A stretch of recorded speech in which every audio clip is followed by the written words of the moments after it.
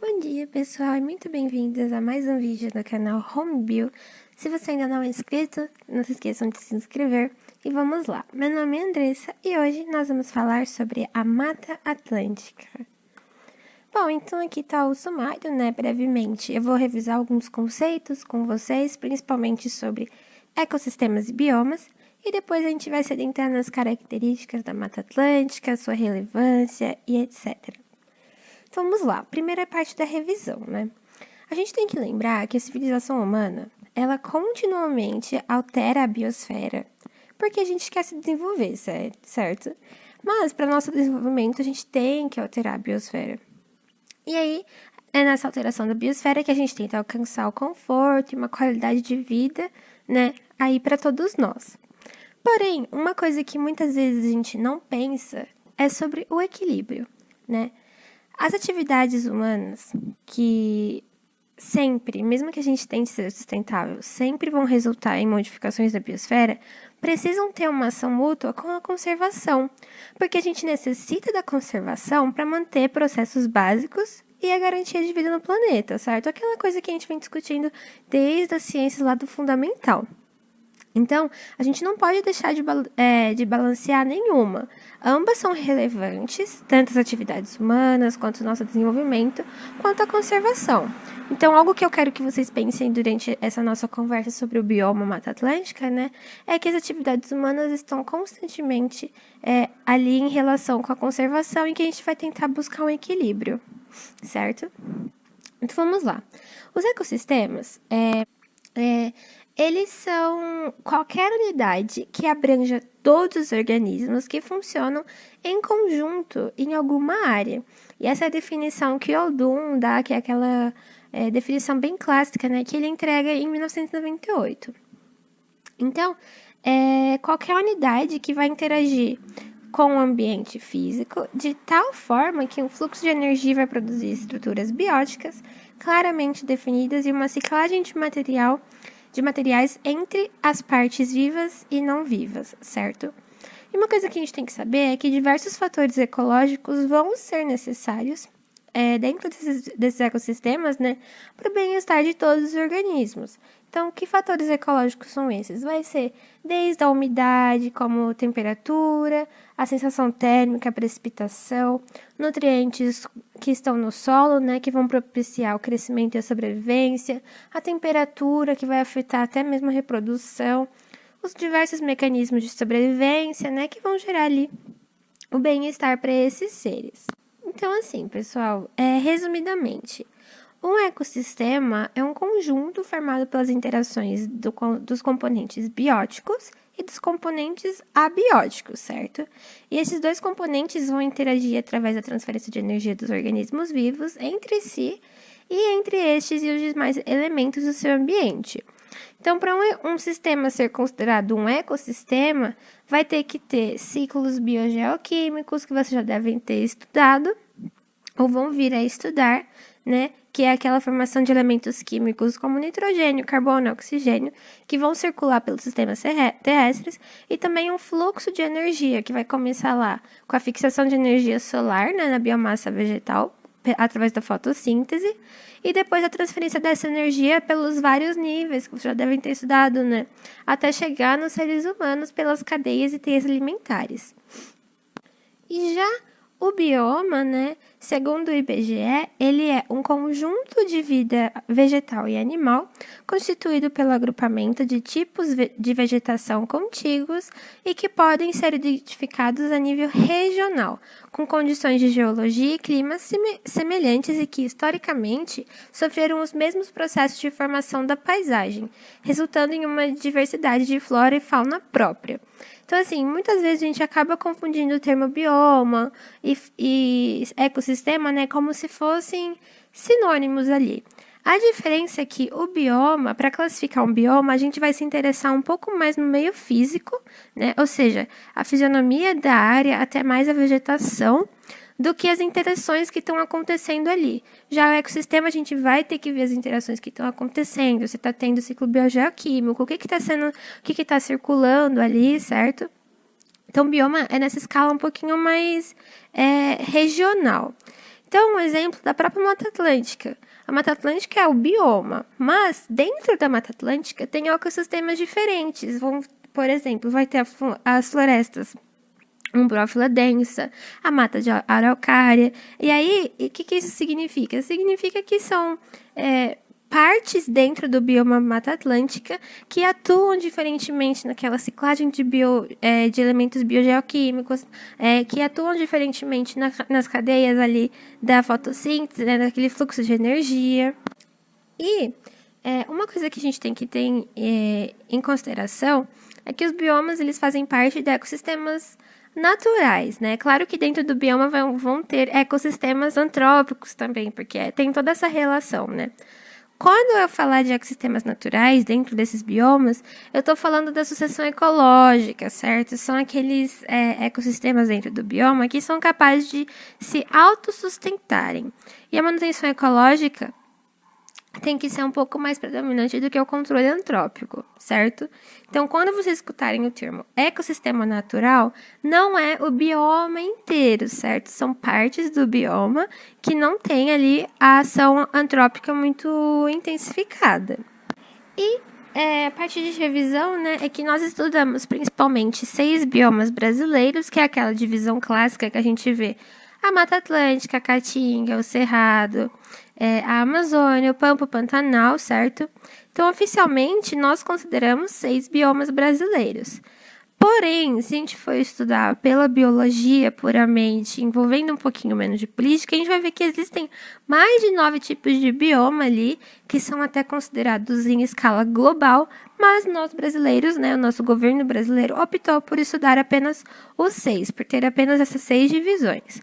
Mas aqui, né, como a gente vai estudar as ciências, a biologia mesmo da coisa, eu quero que vocês saiam entendendo que existem mais do que 6 biomas, porque não é tão simples assim o Brasil, certo? Então, dentro ali da Amazônia tem uma subdivisãozinha, certo? Só para a gente ter essa noção.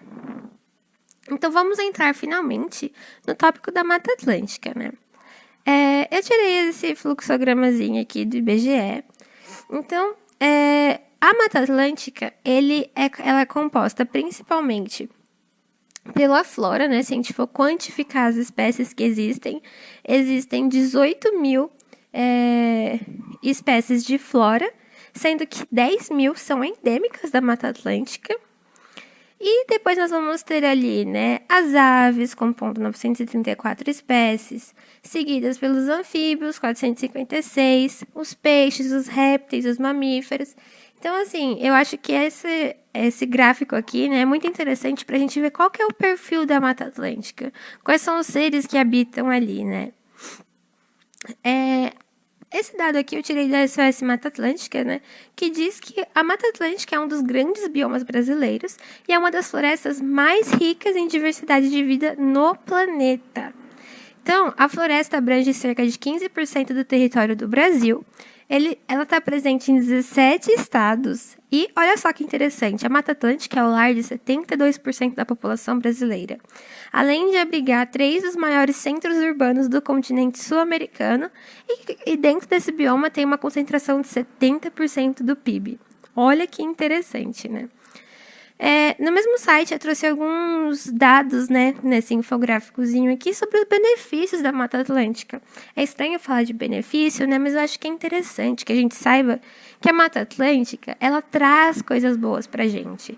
E a gente tem que saber esses benefícios pra gente saber argumentar em defesa dessa Mata Atlântica, certo?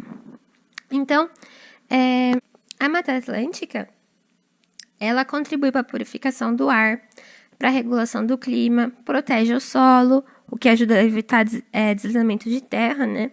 Protegem rios e nascentes e favorecem o abastecimento de águas nas cidades. A Mata Atlântica também permite atividades essenciais para a nossa economia, como a agricultura, pesca, o extrativismo, o turismo, a geração de energia e o lazer. Ela melhora a qualidade de vida porque ela acaba sendo utilizada por nós, né, como espaço de lazer, para a prática de esporte, ter um contato com a natureza, abriga milhares de animais e plantas. Das 633 espécies de animais ameaçados de extinção, Olha só, 383 estão na Mata Atlântica. Então, é um bioma muito importante para a preservação desses seres, certo? Além de ser um hotspot mundial, né? É uma área muito rica em biodiversidade e ameaçada no planeta.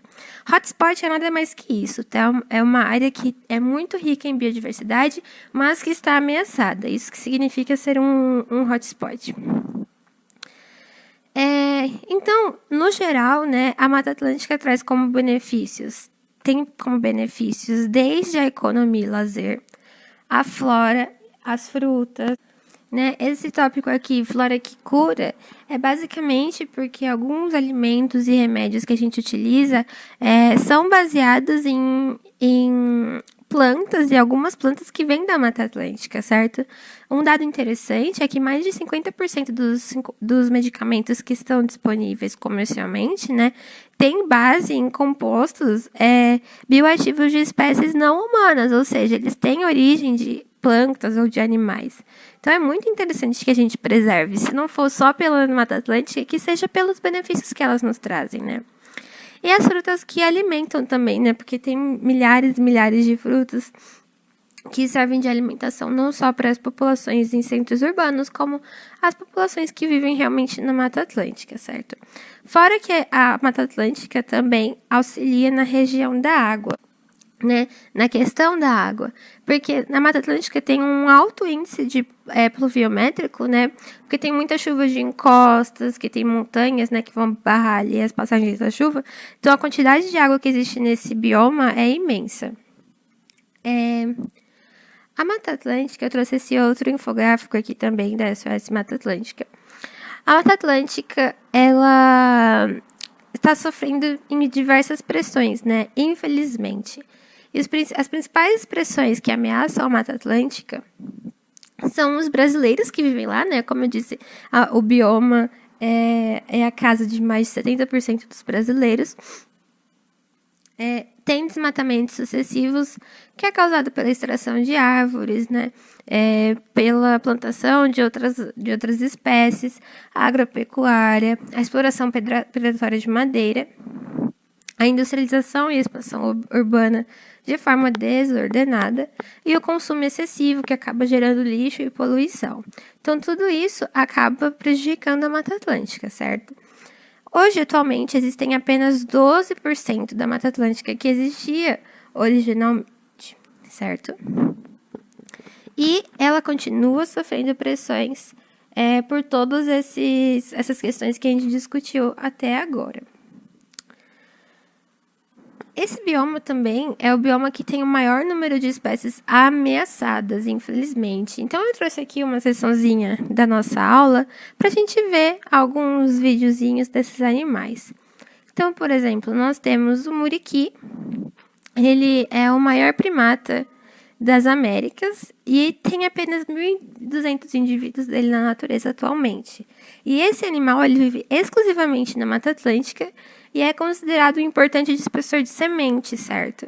Então, olha que bonitinho aqui ele no vídeo, né? O muriqui, existe o muriqui do sul e o muriqui do norte. A única diferença são as presenças de manchas claras no rosto do muriqui do norte, certo? Olha aqui que bonitinho eles.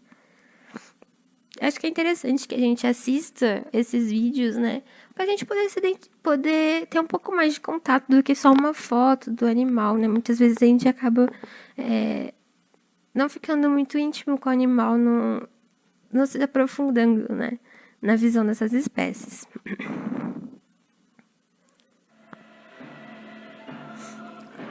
Outra espécie que temos na Mata Atlântica é o cachorro vinagre, que ele está sendo considerado na categoria, né, de criticamente em perigo.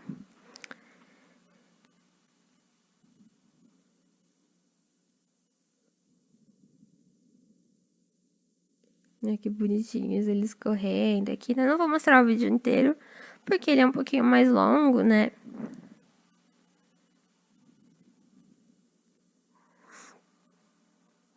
Então, esse vídeo aqui é de um parque, né, que foi realizado. E foi o primeiro registro documentado desse cachorro. Olha que bonitinhos. Outra espécie que temos na Mata Atlântica são os queixadas, que eles são os maiores porcos selvagens que nós temos nas Américas. E também está criticamente em perigo dentro da Mata Atlântica, né? Infelizmente. Olha que bonitinhos. Outra espécie que nós temos na Mata Atlântica é a onça pintada, né? Que com certeza a maioria das pessoas já ouviu falar, já quis ver, ou já foi no zoológico e já viu. A onça pintada é o maior felino das Américas e ele também está na lista de animais criticamente em perigo. E uma coisa interessante é que dentre todos os felinos, incluindo lá os leões, a onça pintada é o animal que tem a mordida mais forte. E olha que bonitinho ele aqui dormindo. Outro animal que temos na Mata Atlântica é a anta, que é o maior mamífero terrestre que existe no Brasil. A anta já está extinta na Caatinga e na Mata Atlântica, que existe no Nordeste, certo? Então, ela também está em risco. Esse animal tão bonito, né? Outro animal que nós temos e que vocês também já devem ter escutado falar é o mico-leão dourado, né? Ou só mico-leão, que é o nome mais popular, né? E essa espécie, ela está em grave risco de extinção. Esse animal, ele vive exclusivamente na nossa Mata Atlântica. Às vezes você já ouviu. E a estimativa que os cientistas têm é de que existam apenas 1.000 indivíduos em liberdade. Mas esse número que foi atingido já graças aos esforços de reprodução que a gente tem em trazer a espécie para cativeiro, né? Ou das espécies que já estão em cativeiro, nos estudos, né? Para fazer eles se reproduzirem. Então, vou passar um videozinho aqui do Fantástico pra gente assistir juntos. O mico-leão dourado está em extinção. Eu acho que isso faz parte da nossa infância, né, Renata? É verdade. Desde que eu me entendo por gente, eu ouço isso. Por exemplo, nessa reportagem do Jornal Nacional de 1985, o repórter André Luiz Azevedo já mostrava o trabalho, a luta pela preservação da espécie. O mico-leão dourado é natural desta região, a Mata Atlântica do estado do Rio. Atualmente, há menos de 400 deles vivendo em liberdade. Quase 30 anos depois, nós voltamos à mesma região. E a notícia é muito animadora. Quantas vezes você já ouviu falar? O mico-leão dourado está em extinção. Isso faz parte da nossa infância, né, Renata? É verdade. Desde que eu me entendo por gente, eu ouço isso. Por exemplo, nessa reportagem do Jornal Nacional de 1985, o repórter André Luiz Azevedo já mostrava o trabalho, a luta pela preservação da espécie. O mico-leão dourado é natural desta região, a Mata Atlântica do estado do Rio. Atualmente, há menos de 400 deles vivendo em liberdade. Quase 30 anos depois, nós voltamos à mesma região. E a notícia é muito animadora. Nós atingimos 3.200 animais, então é um número muito importante, é muito positivo, que é possível sim salvar o animal da extinção. O Fantástico visitou o berço do mico-leão dourado, a reserva Poço das Antas, para conhecer essa história de preservação da fauna e flora brasileiras. Luiz Paulo luta há 40 anos pela preservação da espécie.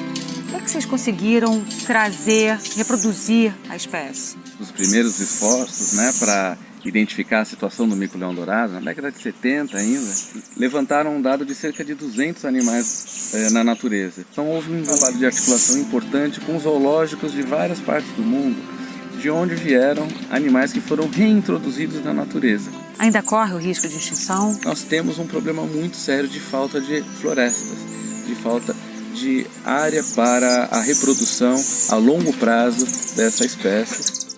O reflorestamento dessa região pode levar no mínimo 10 anos.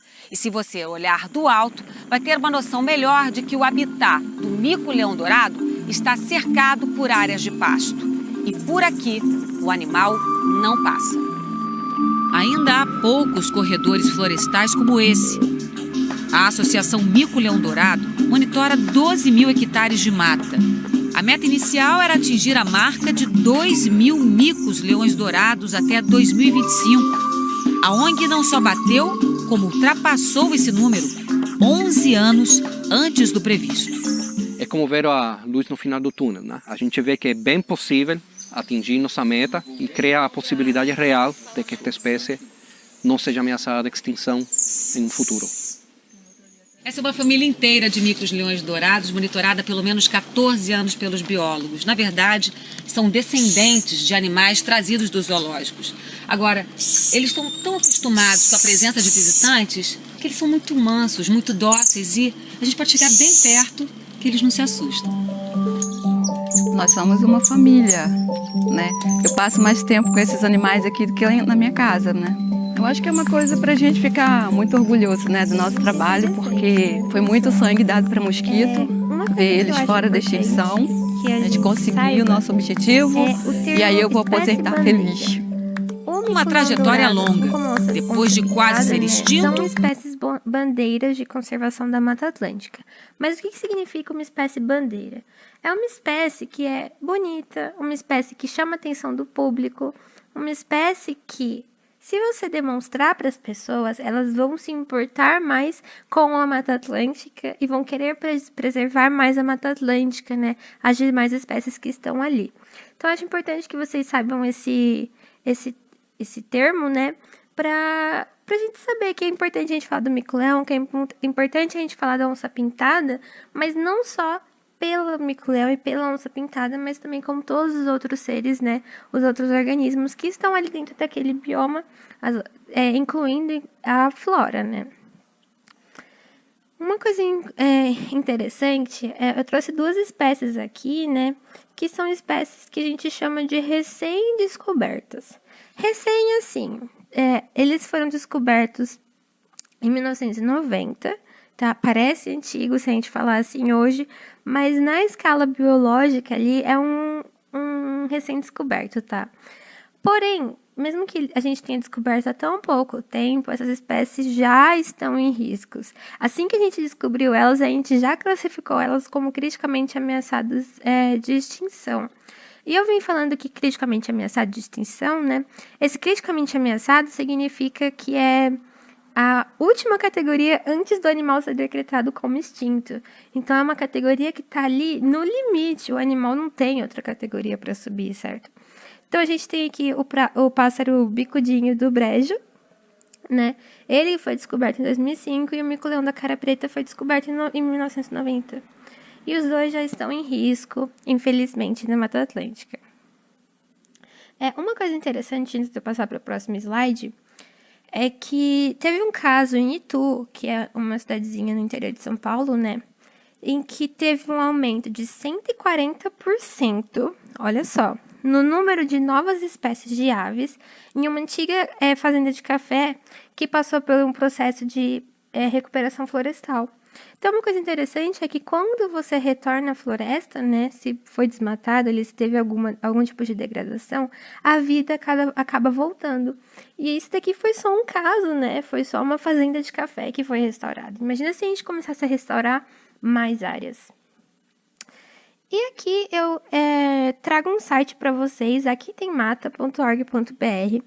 Ele é um site muito legal que dá para vocês verem se tem Mata Atlântica na cidade que vocês vivem. E vocês podem se surpreender, viu? Porque quando a gente vê aquele mapinha dos 6 biomas, parece que a Mata Atlântica só tá ali, realmente no litoral brasileiro, né? E isso não é verdade. Então, entrem no site, pesquisem a cidade de vocês, né? Vocês vão se surpreender com os locais que existem em Mata Atlântica, certo?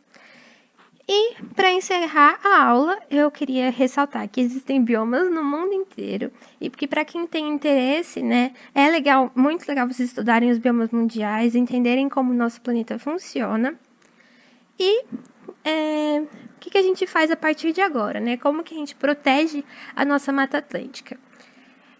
Então, em linhas gerais, né, a gente pode proteger a Mata Atlântica através da legislação ambiental. Então, já existem leis que buscam proteger os biomas, né? Então, tem a Política Nacional do Meio Ambiente, tem a Lei de Crimes Ambientais, a Lei Nacional de Gerenciamento de Recursos Hídricos, os Estatutos das Cidades, certo?